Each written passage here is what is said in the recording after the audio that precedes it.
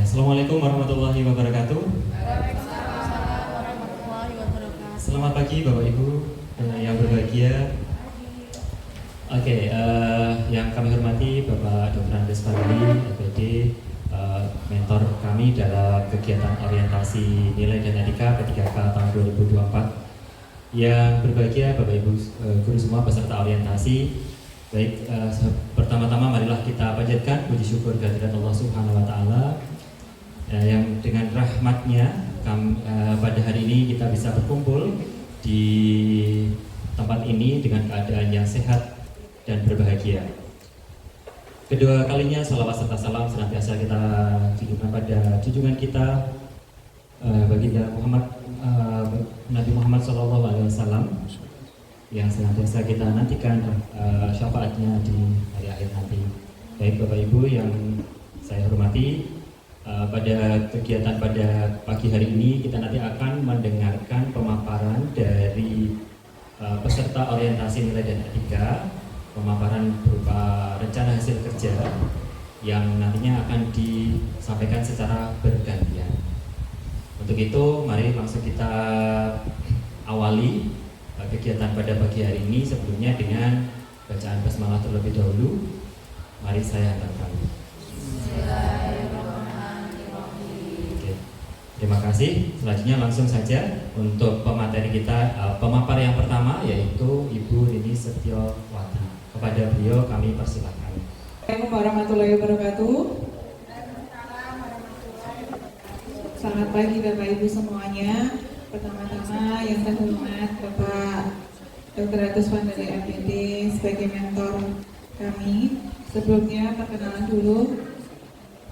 Di sini saya Ibu Rini akan memaparkan mengenai rencana hasil kerja orientasi P3K Provinsi Jawa Tengah tahun 2024. Sebelumnya perkenalan dulu, saya dengan Bu Rini dari SMK Negeri 1 Bangsi. Di SMK Negeri 1 Bangsi saya mengampu mapel kejuruan akuntansi dan keuangan lembaga. Ini adalah mengenai RHK atau rencana hasil kerja. Jadi rencana hasil kerja merupakan perencanaan rinci yang berisi target kinerja yang harus dicapai dalam kurun waktu tertentu. RHK ini biasanya dibuat setiap tahun di awal pembelajaran.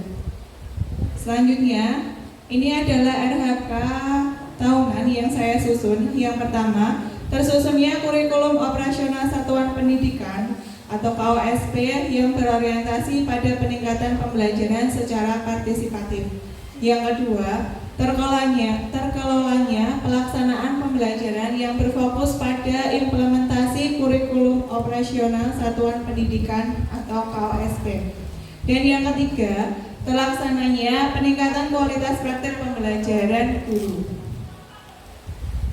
Yang pertama yaitu RHK mengenai tersusunnya kurikulum operasional satuan pendidikan KOSP yang berorientasi pada peningkatan pembelajaran secara partisipatif.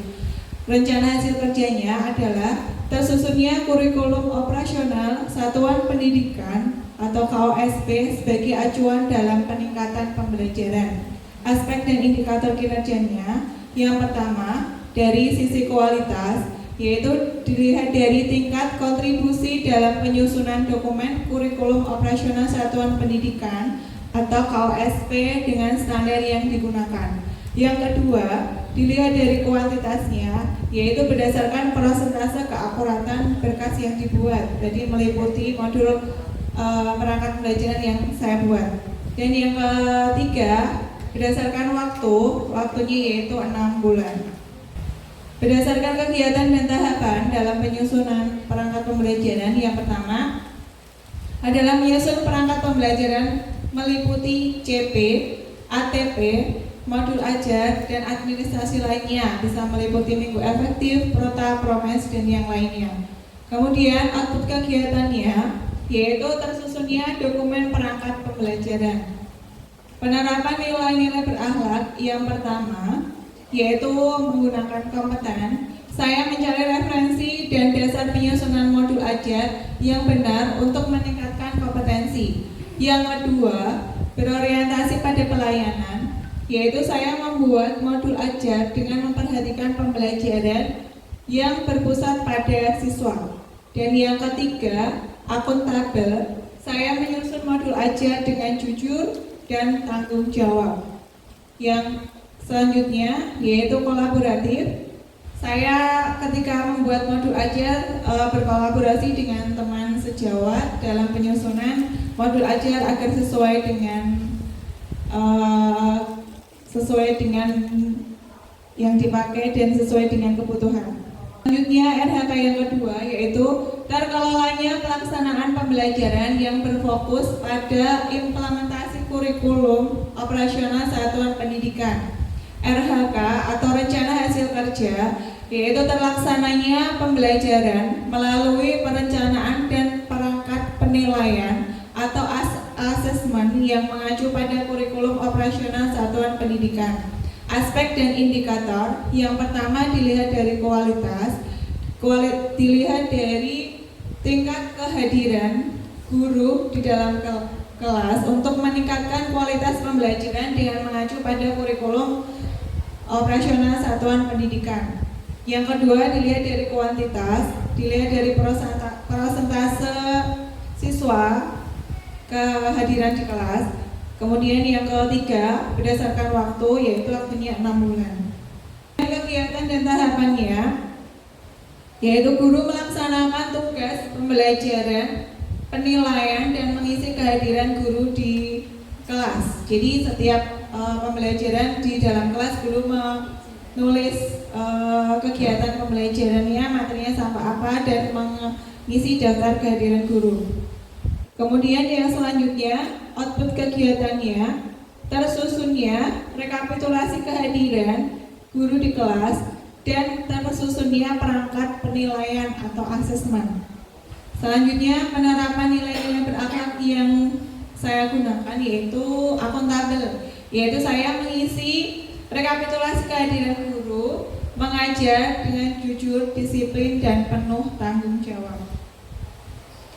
Selanjutnya rencana hasil kerja saya yang ketiga yaitu terlaksananya peningkatan kualitas praktek pembelajaran guru. RHK atau rencana hasil kerja meningkatnya praktik aktivasi kognitif yang berfokus pada aktivasi interaktif. Dari sisi aspek dan indikator kinerja dilihat dari kualitasnya, yaitu tingkat upaya pembelajaran yang memfasilitasi kolaborasi dan komunikasi antar peserta didik untuk peningkatan efektivitas pembelajaran. Dari segi kuantitas dilihat dari persentase keakuratan berkas yang dibuat, dan dari sisi waktu yaitu 6 bulan. Kemudian dari kegiatan dan tahapan penyusunan, saya menyusun laporan observasi kelas yang berfokus pada aktivitas interaktif praktik manajemen kelas. Kemudian dari output kegiatannya yaitu adanya lembar observasi kelas. Kemudian penerapan nilai-nilai berakhlak yang pertama yaitu adaptif. Saya mencari referensi dari berbagai sumber untuk meningkatkan praktik aktivasi kognitif yang berfokus pada aktivasi interaktif di kelas. Jadi sebelum melakukan observasi kelas, saya mencari beberapa referensi untuk dijadikan acuan agar kegiatan pembelajaran di kelas itu tidak membosankan. Kemudian yang kedua, kolaboratif.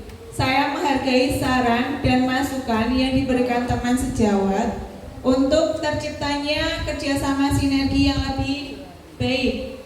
Jadi di sini ketika ada kegiatan observasi kelas, saya menerima masukan-masukan dan kritikan dari beberapa teman sejawat untuk meningkatkan kompetensi yang saya lakukan. Kemudian yang ketiga yaitu harmonis. Saya memperhatikan keselarasan antara metode yang digunakan untuk meningkatkan praktik aktivasi kognitif yang berfokus pada aktivitas interaktif. Jadi di sini saya menyelaraskan antara metode yang saya gunakan apakah sudah sesuai dengan kondisi siswa apa belum. Ya mungkin itu pemaparan rencana hasil kerja saya. Kurang lebihnya saya minta maaf. Assalamualaikum warahmatullahi wabarakatuh. Assalamualaikum warahmatullahi wabarakatuh. Laporan kegiatan nilai dan etika sudah menseminarkan laporannya semua. Ya Bapak Ibu, maklong ya. Selanjutnya saran dan masukan dari mentor kita yang kita tunggu nanti kepada Bapak Dr. Andes Fadli MPD, kami persilakan. Langsung saja Bapak Ibu, sudah sekian jam lamanya kita berada di sini untuk menunjukkan ya melaporkan hasil dari kinerja yang selama ini kita lakukan, walaupun dalam bentuk semacam mentoring atau pembekalan jenjang. Baik, langsung saja Bapak Ibu. Ternyata memang benar apa yang saya katakan tadi. Tadi pagi itu saya mengatakan saya panjangan tidak seperti itu. Karena kalau saya seharian di sekolah itu tidak terlepas. Kalau saya merasa biasa-biasa saja. Teman-teman dia biasa-biasa saja. Ternyata tidak bisa dipandang sebelah mata. Seakan dunia pendidikan ini ada museum baru yang bisa untuk ngebom kebudayaan. Jadi dengan diangkat-angkat tiga yang relatif semakin banyak. Dan mayoritas memang usia muda, mayoritas kompeten, utamanya dalam menyebut dunia digital dalam pendidikan. Maka mungkin saya tadi biasa setelah pandangan presentasi 1, 2, 3, 4, 5 benar, ini sudah menunjukkan kompetensi masing-masing yang tidak sama. Dan mikir saya ini kok memang baru atau sebatas ini sudah sangat memuaskan. Ternyata sangat memuaskan tidak Pak. Di presenter terakhir yang P3 yang tahu sudah diangkat jadi kepala program apa tadi? Program kalian Pak. Apa? Program kalian marketing. Loh apa ono PNS yang wis do dhisik sing wis do tuwa di SMK 1 Bangsa. Walaupun berguna sebagai alat baru, tapi ketika dengus untuk jabatan program luar yang sampai sekarang ayo lah beda cek dia. Baik, ini juga ekspektasi saya Bapak Ibu. Terima kasih Mas Ibu yang sudah sebutkan apa ikut berkecimpung dalam dunia pendidikan, utamanya di Budi ya, di Pemalang masalah itu dan kebetulan minat di saya tidak bisa berkata apa-apa. Pasti panjenengan semua dalam kelompok mentoring saya tidak hanya menilai dalam kebersamaan dalam pembicaraan, tapi praktek laporan sungguh luar biasa. Untuk itu sebagai bocoran saja, panjenengan saya nilai di atas 90. Mau ya? Itu hanya bukti apresiasi saya selaku mentor yang sudah jadi kepala sekolah sekian puluh tahun, usianya juga pensiun. Saya bangga dengan panjenengan semua. Semoga selalu ditingkatkan kinerjanya sehingga nanti akan lebih mempercepat capaian dalam keberhasilan di dunia pendidikan. Saya kira itu, ini waktu sudah sore. Selamat saja, nanti sambil untuk laporan bisa dibenahi yang kaitannya dengan struktur atau mungkin sistematika laporan. Saya sudah baca semua, sudah tidak perlu direvisi. Cuma saya hanya ingin bagaimana panjenengan tunjukkan nanti di sekolah masing-masing. Anjir ono beda, berarti mentori Fadli sakit malah cacek. Salam buat Bapak Ibu Kepala Kelas di Donorojo, Bansri dan SMKN 1 Bansri. Bila itu berbicara, Assalamualaikum warahmatullahi wabarakatuh.